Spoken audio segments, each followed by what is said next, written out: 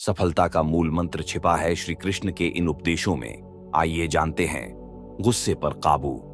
गीता में श्री कृष्ण द्वारा बताए गए श्लोकों में से एक श्लोक में गुस्से पर काबू रखना बताया गया है। इसका आशय है कि कोई भी व्यक्ति जब क्रोध करता है तो भ्रम पैदा होता है, यानी कि सही और गलत का भेद मिट जाता है। बस क्रोध ही शेष ही रहता है। इससे बुद्धि भी व्यग्र हो जाती है। इसके बाद किसी भी सही बात का तर्क व्यर्थ जाता है और तब व्यक्ति के पतन की शुरुआत हो जाती है। वर्तमान समय में यदि इसकी प्रासंगिकता की बात करें तो किसी भी कार्य को करते समय यदि क्रोध आ जाए तो कार्य प्रभावित होता है।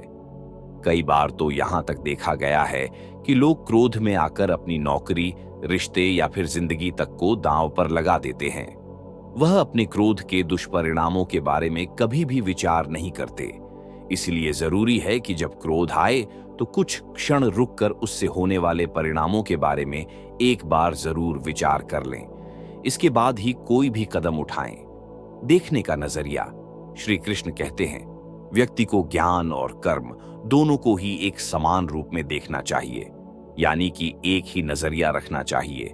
वर्तमान समय में यदि इसकी प्रासंगिकता को देखें तो कई बार ऐसा देखने और सुनने में आता है कि व्यक्ति बातें तो बड़ी बड़ी कर्म प्रदान करता है, लेकिन जब खुद वह उस स्थिति में होता है तो वह उन्हें भूलकर जो खुद के लिए सही हो बस वही करता है, फिर चाहे उसके लिए वह अनजाने में ही दूसरों का अहित कर रहा हो। इसलिए ज्ञान और कर्म दोनों को ही सदैव एक समान नजरिए से देखना चाहिए। कर्म वही करें जिसकी ज्ञान इजाजत देता है। इस तरह से व्यक्ति सही गलत और पाप पुण्य के बीच का फर्क आसानी से समझ सकता है। मन पर नियंत्रण।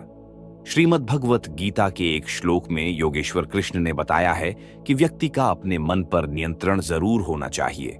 वह अर्जुन से कहते हैं कि मन अत्यंत चंचल होता है, इस पर विराम लगाना मनुष्य की जिम्मेदारी होती है, अन्यथा यह तो अपनी ही गति से चलता रहता है।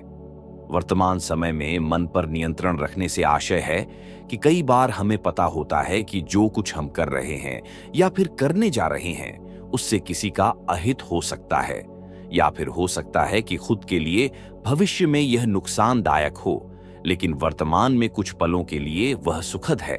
मन की चंचलता के चलते व्यक्ति जानते समझते हुए भी कई बार गलत कदम उठा लेता है। इसलिए ऐसे कर्मों से दूर रहना चाहिए, अन्यथा व्यक्ति का मन ही उसका सबसे बड़ा दुश्मन बन जाता है। सच्चे दोस्त।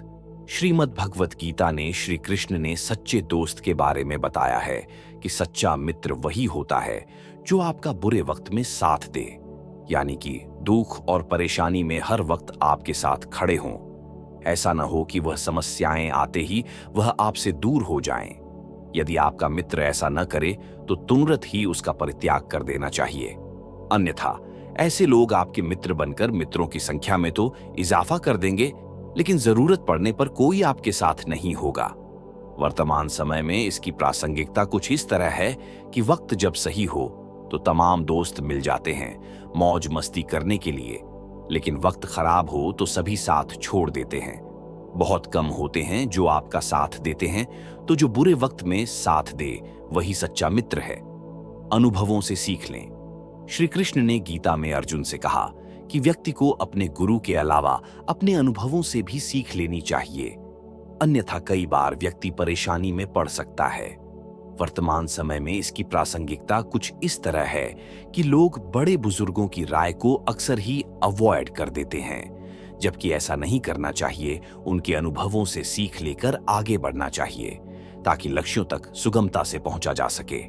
अन्यथा कई बार ऐसा भी देखा गया है कि बार बार असफलता मिलने के बाद भी व्यक्ति उसी पथ पर उसी प्रक्रिया से बार बार गुजरता है, जबकि उसे बीते समय में मिले परिणामों का विश्लेषण करना चाहिए और फिर मिले अनुभवों के आधार पर आगे बढ़ना चाहिए। मोह के बजाय सत्य को जाने। श्रीमद् भगवत गीता में श्री कृष्ण अर्जुन को बताते हैं कि मोह के बजाय सत्य को जानने का प्रयास करना चाहिए, यानी कि शरीर एक दिन नष्ट हो जाएगा तो इसका मोह त्याग दें और समाज और धर्म की स्थापना के लिए जो भी बेहतर से बेहतर कर सकते हों उसे करने में कोताही न बरतें। वर्तमान समय में इसकी प्रासंगिकता कुछ तरह है कि व्यक्ति को ईश्वर और धर्म को जानने का प्रयास करना चाहिए, ऐसा करने से वह कभी भी किसी भी गलत दिशा में नहीं जाएगा। साथ ही वह धर्म और ईश्वर को जानते समझते हुए कार्य करेगा। ऐसे में उसके सफल होने की संभावनाएं भी अधिक हो जाती हैं।